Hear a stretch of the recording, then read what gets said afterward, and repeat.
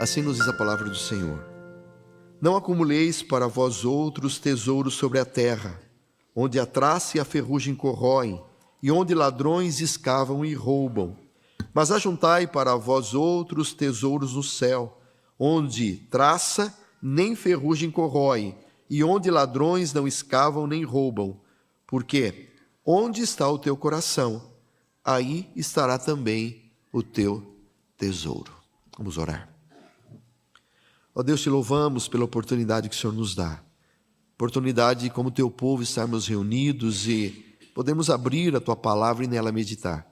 Mas nós sabemos, ó Deus, que toda conjectura humana ficará na mente, mas algo que venha do teu coração pode entrar dentro dos nossos corações.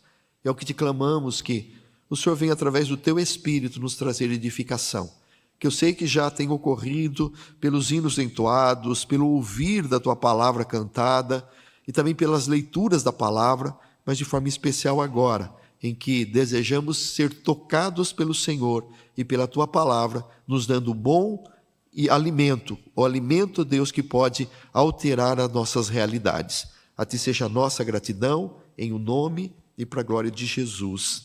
Amém.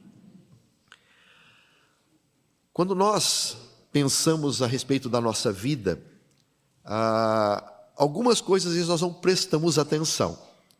Mas todos nós temos questionamentos e temos coisas que são importantes para nós. Tenho certeza que você tem coisas que, sem que você e eu percebamos, tomam conta da nossa mente, do nosso coração e da nossa vida. C.S. Lewis, quando ele trata a respeito das coisas que ocupam o coração do ser humano, no seu livro Cristianismo Puro e Simples, ele fala sobre a moralidade ou sobre a ética. E ele comenta que há três, pelo menos, questões fundamentais que os seres humanos costumam se preocupar, e que acabam direcionando a sua vida. O primeiro, seria uma questão fundamental, seria os relacionamentos com outras pessoas. O que nós poderíamos chamar de uma ética social. Como nos relacionamos com as pessoas com quem convivemos. A segunda coisa é quanto a nós mesmos, a nossa vida interior, que nós poderíamos chamar da ética pessoal. E, por fim, ele diz que uma outra questão fundamental é qual o propósito para o qual fomos criados.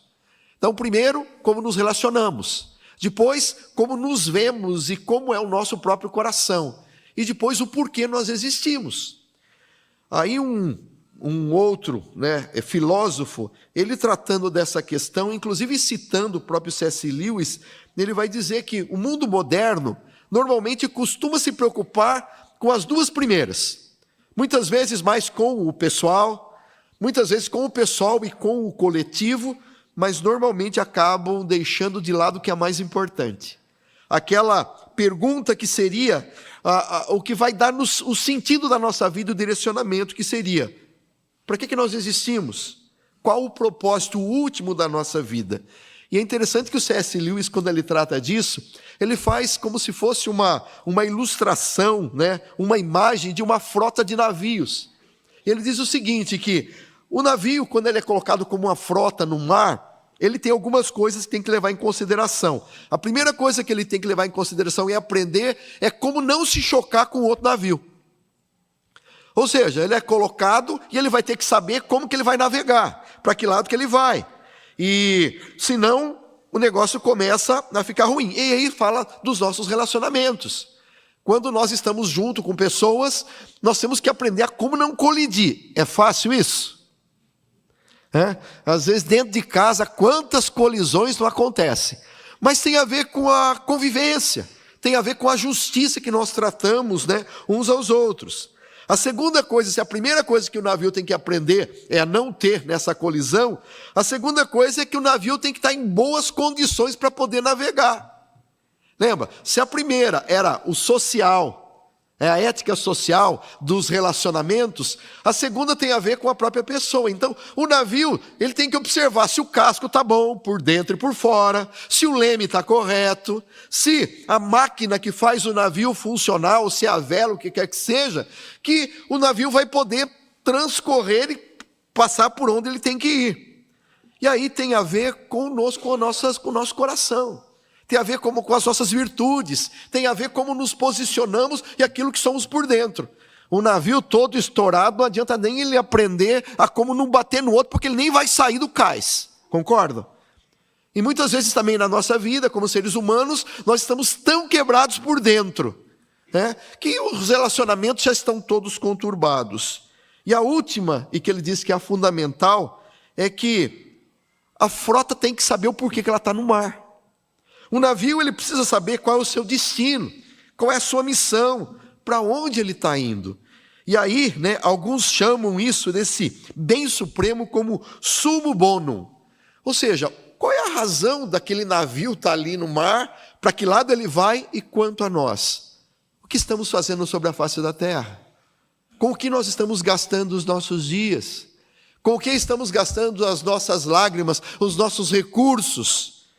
E é nesse sentido, então, que nós tentamos compreender o que realmente Deus quer da nossa vida. Bom, o breve catecismo ele já vai fazer um resumo do que é esse supremo bem.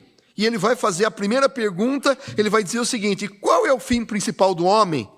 E a resposta, né, como um bom reformado, é: o fim principal do homem é glorificar a Deus e gozá-lo para sempre. Então, na verdade, o bem supremo é nós estarmos vivendo para a glória de Deus. Então, realizações, na verdade, não é o básico da nossa vida, não é o que nós fazemos.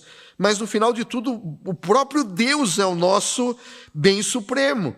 E é justamente sobre isso que Jesus fala nesse breve texto que nós acabamos de ler. Essa certeza de que o Senhor está ensinando muito mais do que sobre como lidar com dinheiro, como tratar das nossas finanças ou das nossas riquezas, mas Ele está nos conduzindo a respeito das prioridades da nossa vida. E a pergunta é: o que tem ocupado o meu e o seu coração? Muitas vezes pode ser até coisas boas que não são pecados em si, mas o que tem ocupado de tal maneira o meu e o seu coração, a ponto daquilo se tornar o centro da nossa vida?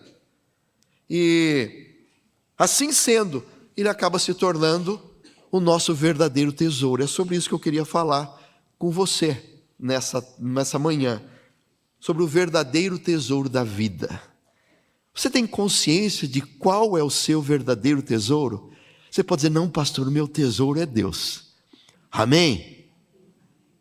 Mas é o nosso dia a dia que vai demonstrar se realmente Deus é o nosso verdadeiro tesouro. Porque se assim não for, alguma coisa vai estar errada. E é por isso que esse texto que a gente está tão acostumado a ler, muitas vezes tem que ser revisitado, para que possamos tentar entender. E Jesus, pelo menos, ele examina 3 áreas nesse texto das nossas vidas. Através dele, nos convida a descobrir, para que façamos uma investigação do nosso coração, para saber qual realmente tem sido o nosso verdadeiro tesouro. E a primeira coisa que ele vai fazer uma sondagem é o tesouro do nosso coração. Qual é o nosso tesouro? E aí nós vamos falar de valores. E ele começa, pois, dizendo: não acumulem para vocês tesouros na terra, mas acumulem tesouros no céu. E aí ele vai fazer um contraste: terra, céu. Ele vai falar daquilo que é temporário, daquilo que é eterno. Ele vai falar sobre as coisas naturais do reino terrestre, mas também do reino dos céus. E é nesse contraste é que ele começa a mostrar aquilo que muitas vezes toma conta, porque ele fala de valores. E esses valores dirigem a nossa vida. Frederic Dalle Brunner, ele falando sobre esse texto, ele diz o seguinte: a traça representa a corrosão da natureza que mina as nossas riquezas. A traça é aquilo que a naturalidade, né, do mundo acaba fazendo. A ferrugem é a corrosão do tempo. Então tem muita coisa, se não é corroída pela traça, pelo tempo vai se deteriorar. E o último é o ladrão, é a corrosão da humanidade. Ou seja, a própria humanidade sendo corroída gera um ladrão que vem roubar aquilo. Em suma, os 3 juntos representam a insegurança de uma vida vivida para acumulação. Nada do que possuímos é permanente. E é justamente por isso que esses questionamentos de Deus no nosso coração ecoam não apenas nesse texto, mas em toda a palavra. Em Provérbios vai ser dito o seguinte: basta um olhar para as riquezas e elas já desaparecem. Porque certamente criarão asas e voarão para o céu como águia. Isso está lá em Provérbios 23, 5. Você já leu sobre isso? Gente, você pode não ter lido, mas você viveu com certeza. Sabe quando você ganha aquele aumento de salário? Você faz aquele, nossa, aumentou o salário. Ou quando chegou aquele 1/3 de férias. Ou quando chegou aquele 13º, que às vezes pagam bem antecipado, tão antecipado que parece que nem é o 13º, né? Quando você chega lá já gastou tudo. Mas você fala assim, nossa, você guarda aquele recursozinho, daqui a pouco o carro quebra. O dente cai. Fica doente e tem que correr para o médico e vai, tudo na farmácia. Aí você pega aquela conta e você fala, ai Jesus, eu preciso melhorar, mas precisava ser tão caro esse remédio? Bom, dinheiro cria asa é o que mais acontece, não é? Conta não cria asa. Mas o dinheiro vai. Então, a verdade é que é o seguinte, o provérbio é verdadeiro.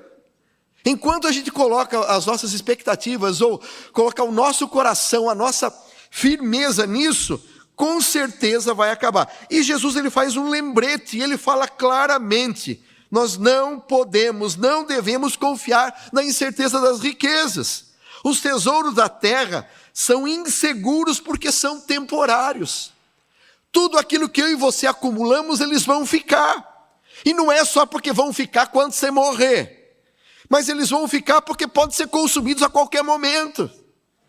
É aquela batida no carro que era zerinho, né? Aquela ralada assim do lado. Aí você pode até falar para alguém, né? Quando você for vender, né? Que você fala, meu Deus, se perguntar se eu bati, o que eu falo? Mas você sabe que já não é mais novo. E a pergunta aí continua sendo. Então surge a pergunta, o que significa juntar tesouros do céu? Se muitas vezes aquilo que eu estou construindo aqui na terra está dizendo que vai ser corroído, é a traça, é a ferrugem, ou então o abençoado do ladrão, né, que não quer nem saber, e ainda quando vem com violência. Mas o que é acumular tesouros no céu? Bom, meu irmão, é investir a nossa vida com aquilo que é duradouro. Investir a nossa vida naquilo que é duradouro é ouvir a voz daquele que nos criou. Meu amado, não é nenhum pecado você ter recursos, não é nenhum pecado você ter condição financeira, de você ter capacidade para fazer as coisas. Mas a pergunta é, eu não tenho tudo isso para mim.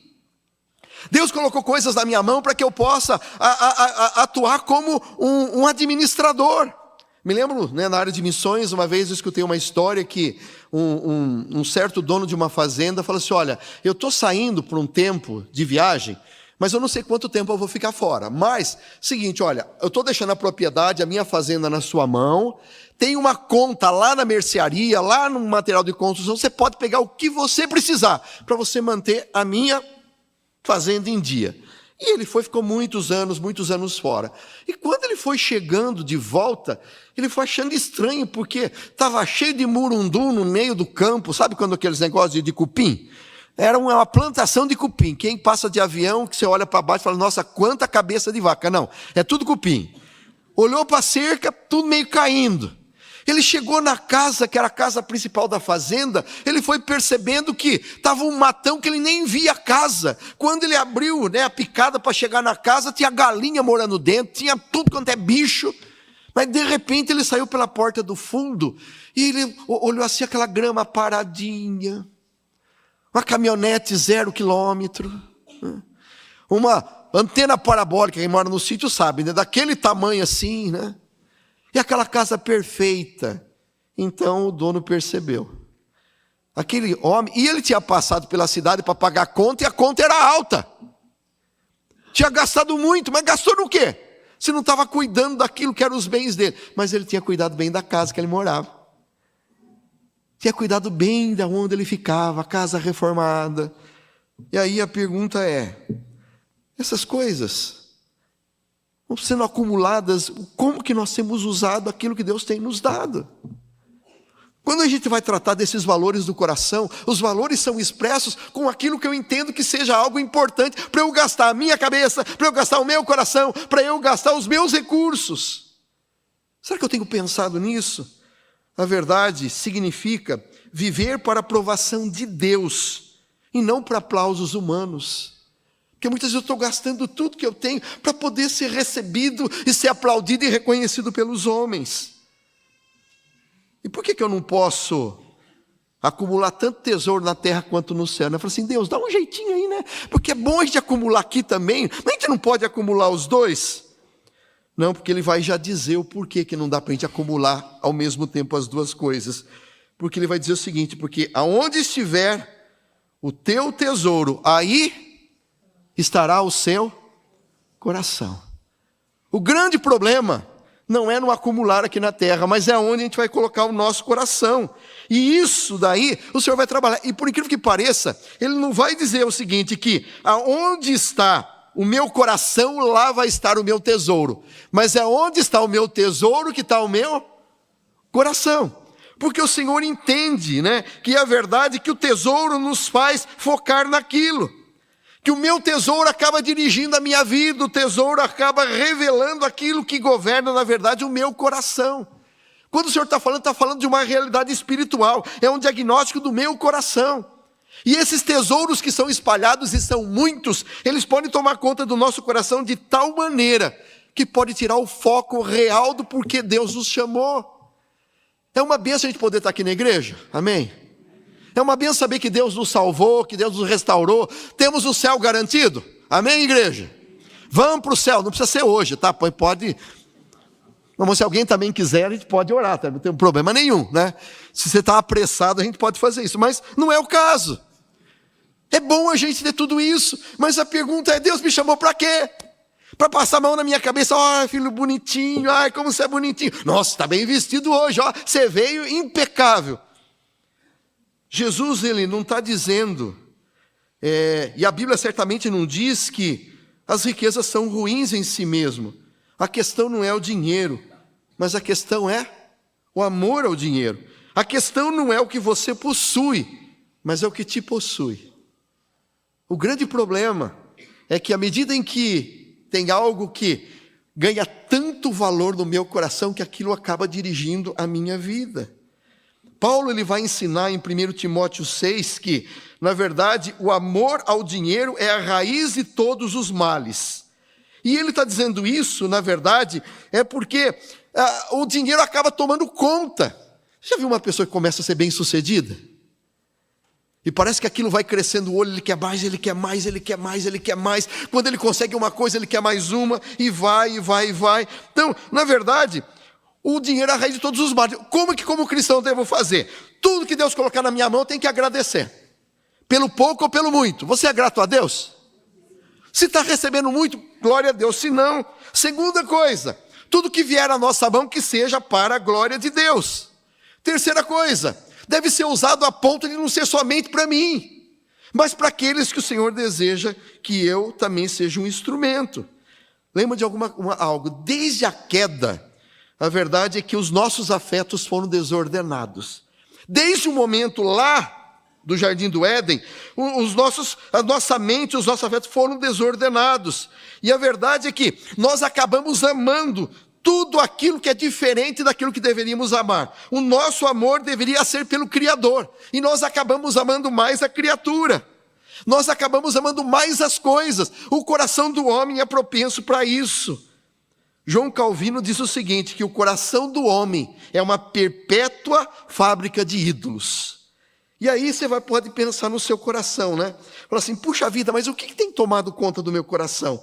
Muitas vezes é o dinheiro, é o sucesso, é o conforto, o reconhecimento, reputação. Qualquer uma dessas coisas pode ocupar o lugar que só pertence a Deus. Por isso Jesus não está falando só sobre finanças. Jesus está falando sobre aquilo que ocupa lugar central no meu coração, aquilo que está tomando conta do meu coração, e se eu for honesto, em muitos momentos da nossa vida nós damos mais importância para outras coisas, eu vou entender que muitas coisas têm tomado o lugar de Deus na nossa vida. Pode ser um momento de vestibular, é um momento de casamento, tudo isso a gente tem que viver e é bênção de Deus. Mas a pergunta é, o quanto isso tem tomado conta do meu coração?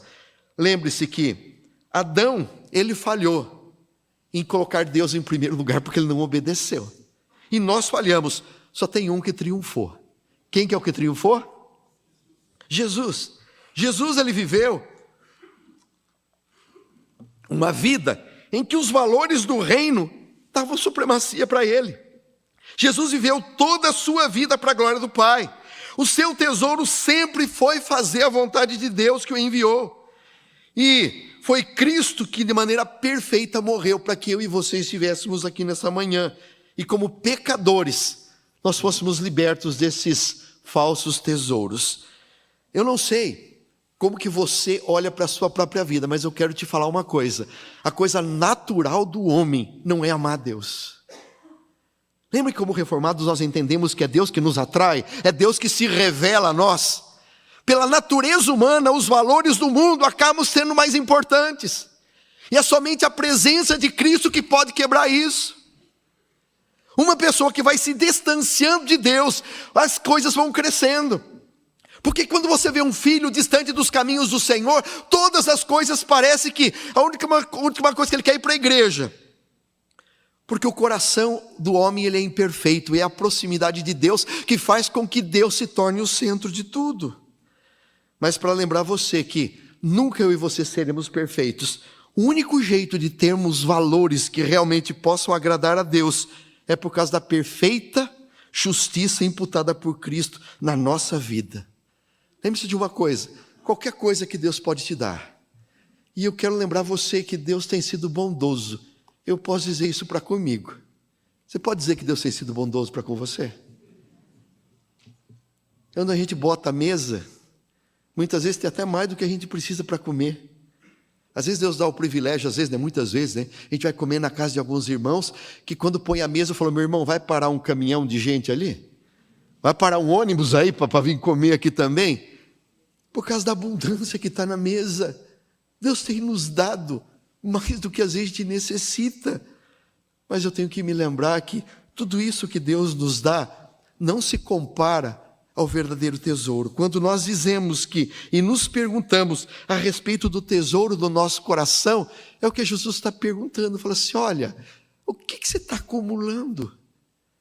Lembra de uma coisa, né? Já falaram, olha, caixão não tem gaveta e como que chama a roupa do morto? Mortuário, sei lá, né?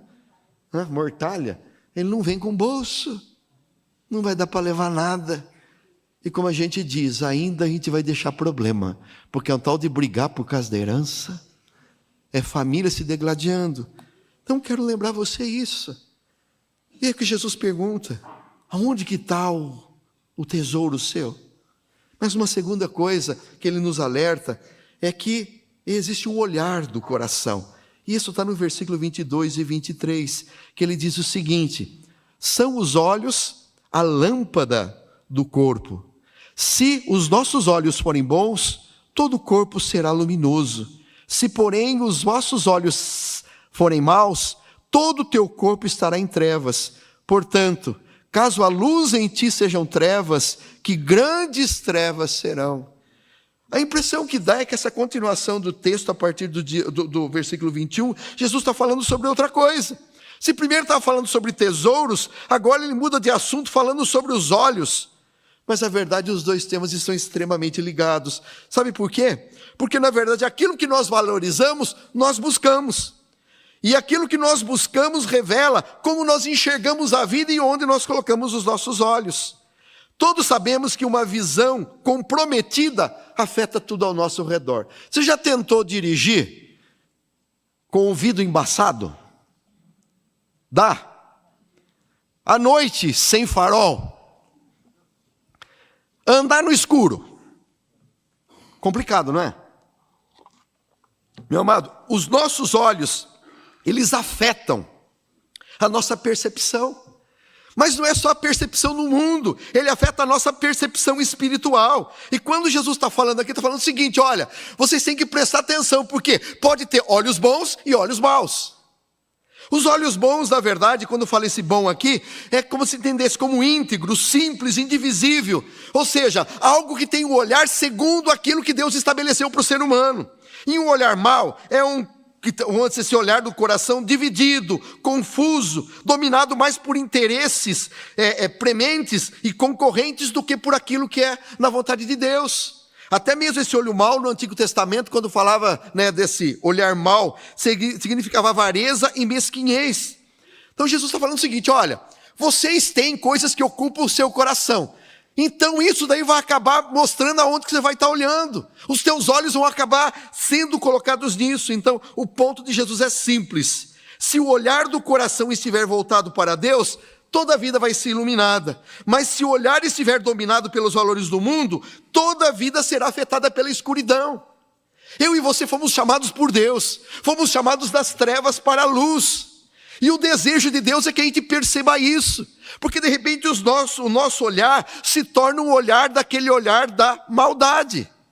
E não daquilo que o Senhor estabelece. Por isso é inevitável a pergunta que pode ser feita a nós. O que tem dominado a sua visão? O que tem dominado a sua ideia do que é o sucesso? O que molda a sua compreensão do que é uma boa vida? Será que a gente não tem procurado mais as coisas que são extremamente passageiras? Lembra que ele fala no começo? Com as coisas do mundo. E nos esquecendo das coisas que são eternas. O pecado, como eu já disse anteriormente, ele afetou tudo na nossa vida. Ele não afetou somente os nossos desejos, mas ele afetou a nossa percepção espiritual. Paulo vai afirmar que o Deus desse século cegou o entendimento dos incrédulos. Olhos cegos, cegou o entendimento. O homem natural ele não enxerga corretamente a realidade. E ele atribui valor supremo ao que é temporário e ignora aquilo que é eterno. Meu irmão, a visão saudável só pode vir através de Deus. Eu e você naturalmente vamos colocar o olho naquilo que não é, muitas vezes aquilo que é colocado como Deus, por Deus para algo, para a nossa vida. A visão espiritual saudável não é resultado apenas de um esforço humano, nem disciplina, mas é resultado da graça de Deus. E é isso que o Evangelho faz na nossa vida. Sabe, o Evangelho vem não apenas para nos salvar e nos perdoar dos pecados. A presença de Cristo vem abrir o meu e o seu olho. É muito mais do que você não cometer algumas coisas, mas ter os nossos olhos abertos para aquilo que realmente tem valor.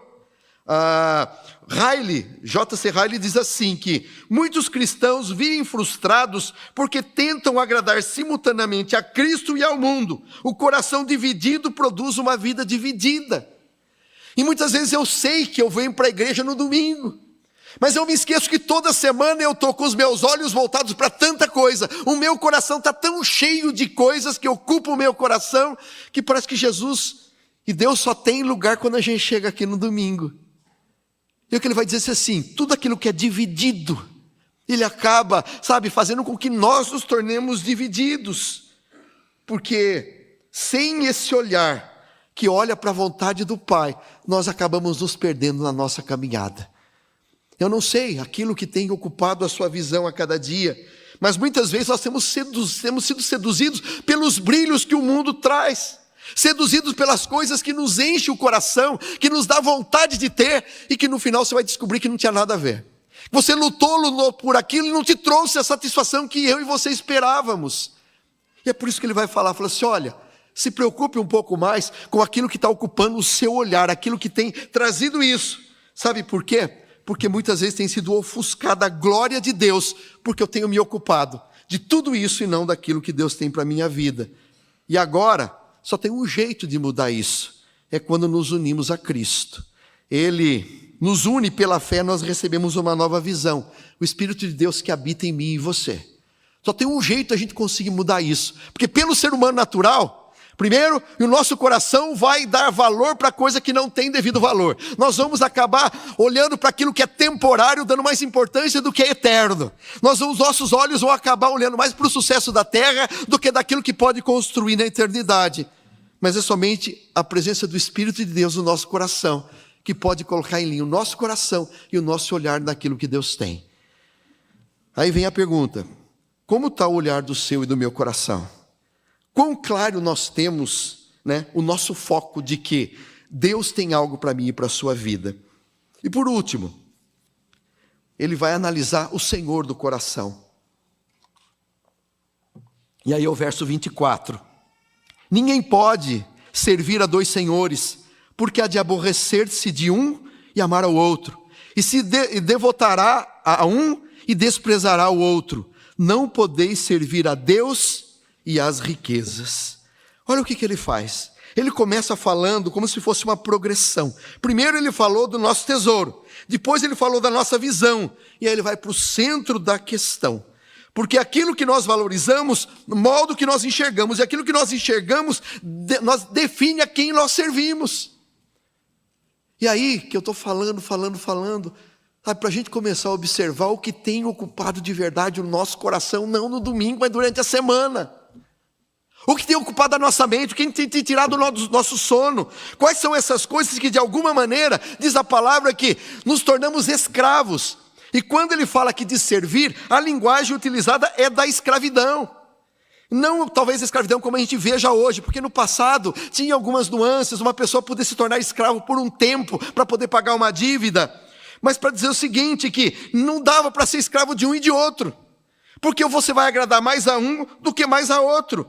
E é isso daí que vai acontecer. Quando o Senhor fala que não dá para a gente servir a dois senhores, porque não dá. Não é o problema de você ter uma coisa ou outra, mas o problema é o seguinte: os rivais estão brigando por algo. Não é que Deus trava algo, mas é o nosso coração que trava isso. Lembre-se de uma coisa: só existe um trono no meu e no seu coração, e somente um vai poder ocupá-lo. Só existe um trono, só um vai poder ocupar. E a pergunta é: quem tem ocupado isso? E aí ele vai falar de Mamon, né? Escolher a Deus ou a Mamon. Mamon aqui, na verdade, a gente poderia dizer que seriam as riquezas, mas na verdade é tudo que nos dá segurança. Satisfação, a parte de Deus, dinheiro, status, poder, sucesso, reconhecimento, conforto. Qualquer coisa que procure ocupar o lugar de Deus se torna uma Mamon na nossa vida. Lembre uma coisa: todo mundo vai servir alguém. O ser humano foi criado para poder ser um adorador. Alguma coisa você vai adorar. E meu irmão, pode ser mulher, a esposa pode ser o marido, pode ser os filhos, pode ser a sua denominação, a sua igreja. Não importa o que quer que seja. Mas Agostinho vai dizer o seguinte: o coração humano foi feito para Deus. O único jeito da gente poder se sentir satisfeito é quando Deus ocupa o centro. Você fala: mas pastor, Deus é o centro da minha vida. Meu irmão, por que muitas vezes você fica durante a semana com aquela aflição no coração? Muitas vezes parece que você fala: mas parece que eu não sou crente, porque o meu coração está tão preocupado, parece que a minha mente está sempre... Sabe por quê? Porque nós acabamos nos dividindo. Quando o nosso coração for de verdade ocupado pelo Senhor, sentado ali, nada do que tem ao redor vai nos trazer. E é por essa divisão, por esse olhar dividido, é que o nosso coração acaba ficando dividido.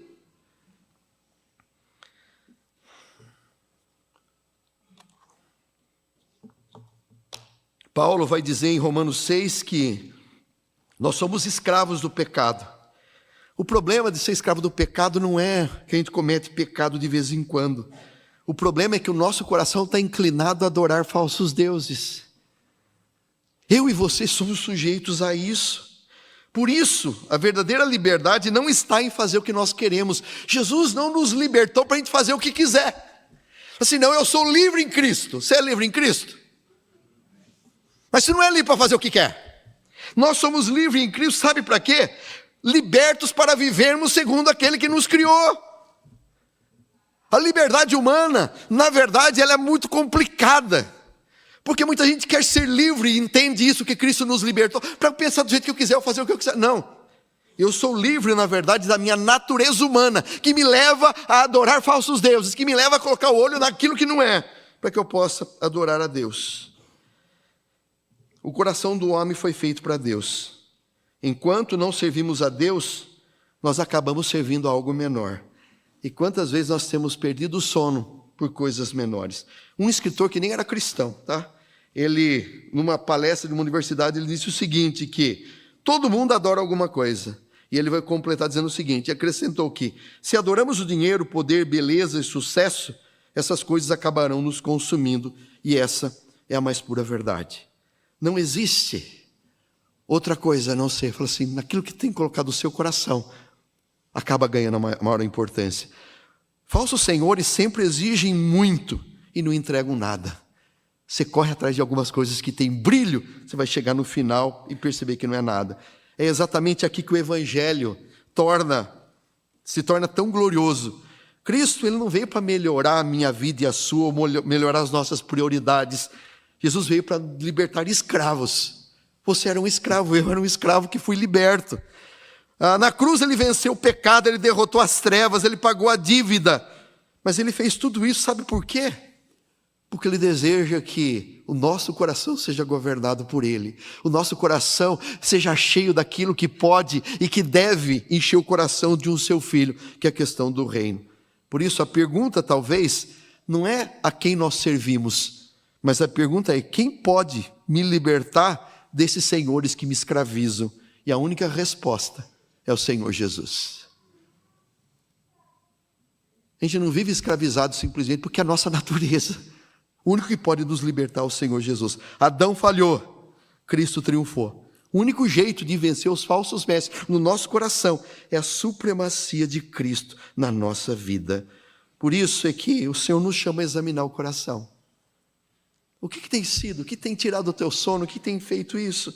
Lembra de uma coisa: se você tem vivido para ter dinheiro e bens materiais, sabe o que vai acontecer? Você sentirá daqui a pouco que não é suficiente. Você sempre vai querer mais. Se você tem adorado o corpo, a beleza, o charme, lembra de uma coisa: logo você vai perceber que o tempo vai chegar, você vai olhar para o espelho e se sentir feio. Porque vai ter gente mais nova chegando muito mais bonito que você. Se de repente você adora o poder, meu amado, vai chegar uma hora que você vai se sentir fraco. E vai precisar para aquela dopamina, para você continuar, você vai precisar de mais e mais e mais poder. Se for o intelecto, você vai chegar a um ponto que vai conviver com alguém e você vai perceber que você é um estúpido perto da outra pessoa. Se você adorar qualquer coisa que não seja o verdadeiro Deus, sabe o que você está fazendo? Você está construindo sobre aquilo que não é o bem supremo. Você vai estar construindo uma coisa que vai desmoronar. Casa construída sobre areia ou sobre a rocha. É assim a nossa vida. E por isso, para concluir, tem um servo de Deus do passado chamado Stephen Olford. Ele é filho de missionários na África. Se converteu ainda muito jovem, mas, passar do tempo, ele se afastou dos caminhos de Deus, voltou para a terra dos seus pais. Os pais eram missionários, na África. Ele voltou para a sua terra natal e começou a ter sucesso como um piloto. Começou a ter muitas vitórias até que ele teve um acidente. Ele foi hospitalizado, os pais ainda estavam na África e o diagnóstico para ele, o prognóstico era morte, ele não tinha como sobreviver àquilo. Tanto é que ele, com o coração duro, não queria receber ninguém, nem um pastor, mas chegou uma carta do pai dele, escrita 3 meses antes do acidente, em que o pai dizia o seguinte para o seu filho: só temos uma vida e ela logo se vai. Só o que for feito por Cristo permanecerá. Falou que quando ele leu essa carta do pai, que não sabia do acidente, 3 meses antes, que aquilo entrou que nem uma flecha no seu coração, ele fala que ele se dobrou diante do Senhor de joelho e falou assim: Senhor, o Senhor venceu, restaura a minha vida e eu quero viver para a tua glória.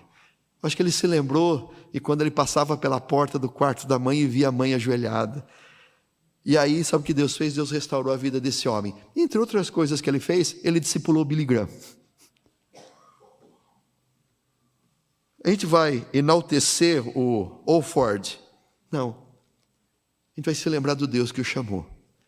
Do Deus que colocou ele numa família, que ele ouviu a Cristo. O Deus que permitiu que ele tivesse um acidente. O Deus que fez um pai escrever uma carta 3 meses antes do acidente que chegasse às mãos dele. O Deus que, mais uma vez, toca no coração dele.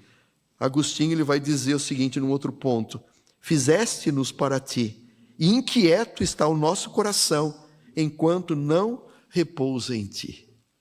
Seu coração está inquieto, muitas vezes. Talvez o que a gente tem que fazer é revisitar a nossa vida, o nosso coração, os nossos valores, o nosso olhar e o nosso verdadeiro tesouro. Por isso que a gente só pode dizer uma coisa bem simples: a gente não tem que almejar o céu, porque lá não vai ter choro, Lá não vai ter separação. Deus é o nosso bem supremo. Nós devemos almejar o céu porque Deus vai estar lá, porque Ele é o Senhor. Por isso, não é onde está o teu tesouro, mas a pergunta é: Deus é o seu tesouro? É que Deus realmente é o meu tesouro? O coração só encontra descanso quando encontra Deus. Que o Senhor Jesus nos conceda a graça de um descanso, de saber que a gente não tem tudo. Pode até falta de algo, mas não falta o verdadeiro propósito, quer viver para a honra e para a glória dele. Amém.